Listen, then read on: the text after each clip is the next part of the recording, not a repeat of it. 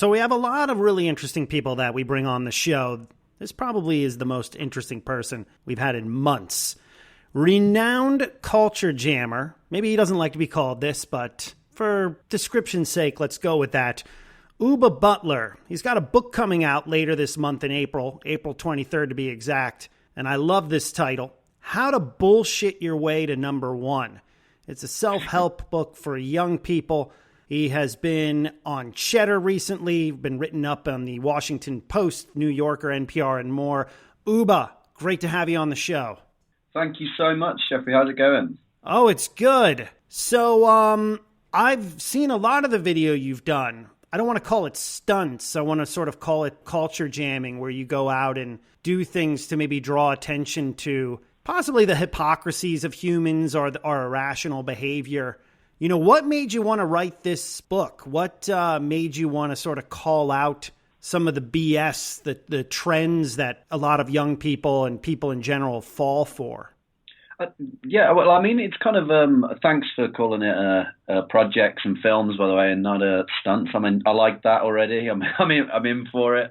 I think that it was kind of interesting for me being, I'm the youngest of kind of 6 kids from a small town in England, and I didn't leave England till I was sort of 16 because my parents never had enough money to go away or that kind of stuff. So I kind of, last year after the crazy year I had in 2018, sort of 160 million people, generally under the age of 35, watched my films. And this was fascinating to me, and it enabled me to travel around a bit. And wherever I went, I'd pop up in to do kind of conferences or work in kind of Bangladesh or Stockholm or in the United States and all over the place. But wherever I went, people would come up to me, particularly young people, asking me for advice, which was kind of interesting to me, considering that my approach is so unorthodox to like doing this stuff. It's basically trying to utilize bullshit in order to achieve things and make things work. So I decided to sort of put all my thoughts from the projects I'd done in 2018 together, and then they all kind of fell nicely into this book, which is short. It's offensively small, but that's intentional because I'm acutely aware of attention spans, and I just wanted to just do it. So I guess that putting things into a book was fun, and I did try not to stress myself out too much about it. In the same way that I do my films. And I'm quite excited though, now that it's all coming quite quickly. I mean, the book is 80 pages. It's something that sounds like something people could read in an hour. Was that the goal here, so that you could inspire everyone in terms of, how to approach life? Yeah, well, I mean, the whole thing about what I was a musician when I was younger, and we made kind of stuff that was what we liked to hear, kind of esoteric and stuff. And then what I learned with the films is just that I wanted to do stuff that more people and a lot of different sort of people would be into, So I just thought, with a book, I don't want to go and make something that is immediately unappealing and there is a place obviously for that, but for me it was just kind of like, how do I reach as many people as possible, as many of those kind of 160 million viewers, how do I get them to read a book? They won't even read a long read on a website, for crying out loud, so how do I do that? And this was my approach with that. It's intentionally short. I mean, the work that you do, I guess you could say it's like a commentary on the modern era. You talk a lot about, or you've done things around like fake news. You've been interviewed by a number of different people. You did a really interesting thing where you set up a shed in which you lived in, and I guess it was top rated on TripAdvisor. I mean, where do you get your inspiration from? I mean, I've looked at a lot of your films and I'm like, this guy's inspired by the Yes Men and so many other cultural pranksters. I mean, what gets you motivated when you wake up in the morning? What commentary and learnings are you trying to drive around the human condition? Thanks. I really like the Yes Man, and they're great. I think that it's a good question. I think it's kind of interesting. There's specific targets, right? And it's like, I mean, the 3 films I've made, the first one was, is about kind of food and that kind of the pretentious culture around that. And I've never quite even really overtly said this is about this, but essentially, just for your listeners, I used to live in a shed in London, like a shack out the back of somebody's house. And I had the idea in April 2017 to try and get it registered as a restaurant on TripAdvisor, which is kind of like Yelp, but for the rest of the world. And I managed to get it verified as a restaurant. And over the base of 6 months, by using kind of growth hacking and I had like a website where the food looked fancy, but if actually, as a matter of fact, all of the photos weren't of food at all. They were of things like urinal cakes and things like that, but they looked delicious and people wanted them.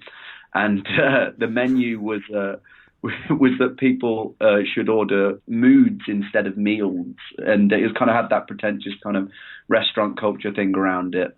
And using over the base of 6 months, I got it to #1 in the whole of London, and tons of celebrities, journalists, and press. Everyone wanted to eat there, and I just told everyone who rang up that we were fully booked. And the more that we said that we were fully booked, the more people wanted to come. And then people are applying for jobs at my non-existent restaurant. It became a very real thing. And then this film came out. I opened it for one night only to real customers. And I served them 99-cent microwavable meals that were made to look fancy.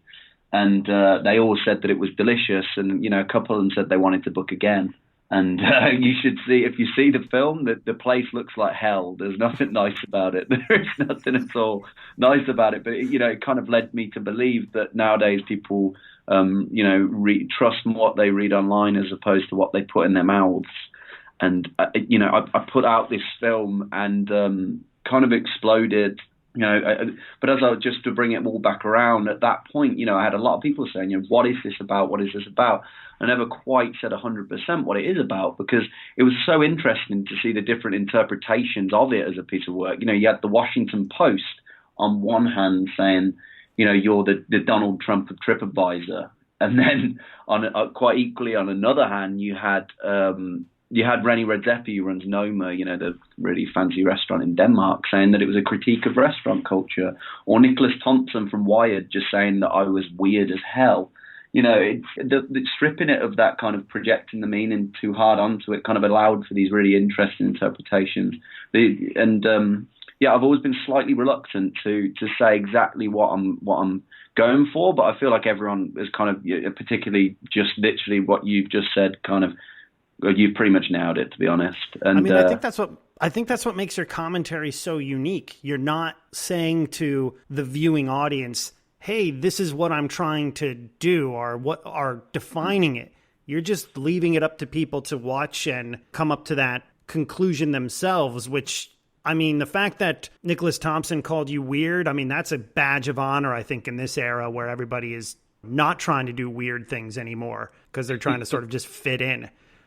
Tell us about Giorgio Paviani, because this is, I think this is probably the most brilliant commentary on the fashion world in probably the last 15 years.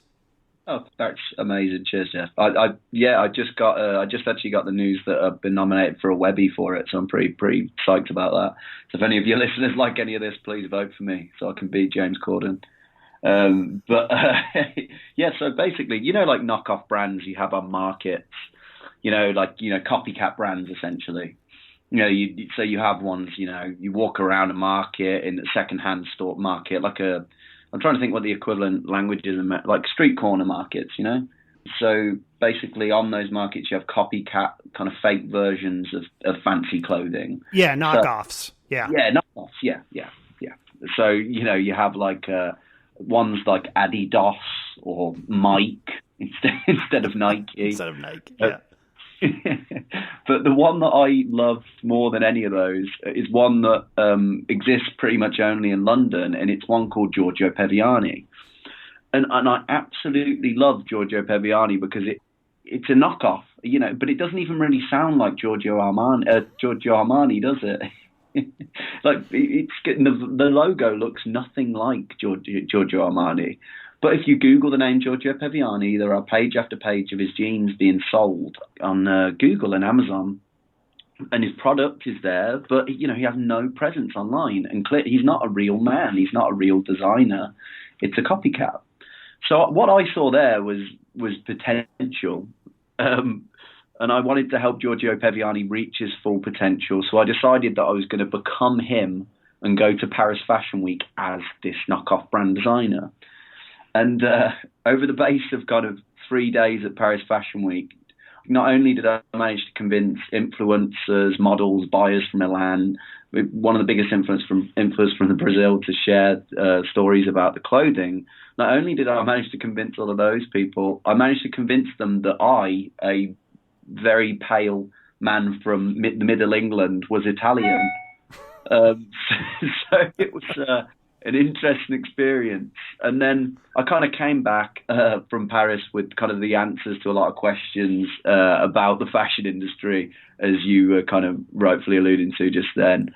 But the most interesting question to me was the first one I had, and it was just, who is Giorgio Peviani? Who is this guy? Because the clothes didn't appear from the sky, the ones that I went to Paris Fashion Week with. They obviously came from somewhere. So I managed to, do some actual journalism for once. And I tracked down this guy, Adam Asmal, a Zambian immigrant who came to London in the 90s. And he's been living off the name Giorgio Peviani ever since. And I kind of handed everything over to him. I gave him the email, gave him the website, and he was just like, what the fuck is this? What's going on here? But he's, since it came out, the film, 50 million people watched it, and he's selling all over the world. And it was kind of interesting to me, because I don't think it's really about what I did. It kind of just said something more, that nothing had changed about what he had. He had a knockoff. He had a $20 pair of jeans that he sells on markets. But the presentation of it, I built a little website and things like that. You can see it online still. Seemed to completely define people's interpretations of it. And it was the best thing since sliced bread, because I managed to present it in a slightly different way. Now the book, it's called How to Bullshit Your Way to Number One. What's one tip in there that you note to the reader on doing what the title of the book says? Sure. I would say the thing that kind of sticks out for me with it is that I was a complete failure in everything that I did until I learned the ability to not care too much. So if you saw the way I dress, you'd probably realize that I don't really care too much about fashion. But I was able to make a top fashion designer at Paris Fashion Week. I don't eat too well, but I had the best restaurant in London. And I guess that the lesson that I took from that, when I started kind of deconstruct why things had gone well last year, was that of non-attachment and not being too emotionally invested in what you're doing, just enjoying the process of it. I'm constantly trying to entertain myself with what I do now, instead of being so caught up in the outcome of it. So I guess that my takeaway from that would be that I think sort of true creative freedom and the ability to do something really interesting comes from that kind of ability to not be attached to what you're doing. So I would say that'd be my kind of takeaway, would be, try not to be so overly defined by the outcome of what you're trying to do, and just enjoy the process of doing it. Those are wise words. The book is called How to Bullshit Your Way to Number One, an unorthodox guide to 21st century success. The author, Uba Butler. You have a billboard up now for the book. It's near Times Square. How'd you figure that out? I just a good old fashioned hustle. But the thing is, everyone said to me that it was a very much a waste of money, because it is quite an old fashioned thing to do. But I think it was kind of interesting, and I put it up, and it sent the book back into the top 100 on Amazon US in its category. So it must have been all right. And the funny thing about the billboard is you can't even, it's just the title of the book, my name, and then an image that's concealed within an image. So people stop in the street and stare up at it and look and try and figure out what it is. But meanwhile, they're digesting the whole title of the book and stuff. So it's been pretty fun. I'm just trying to have fun with it, Jeff. It's trying to maintain that, the things that made the other films work. And, how does working around content and how you present content and the enjoyment of it. I'm trying not to take myself too seriously. Love it. And we'll make sure we'll put links to the book in the description of this episode, as well as some links to Uba's films. You got to check them out. They're definitely awesome. Uba Butler, thanks for joining us here on Disruptive FM. Thank you so much. I've loved this. Thank you so much.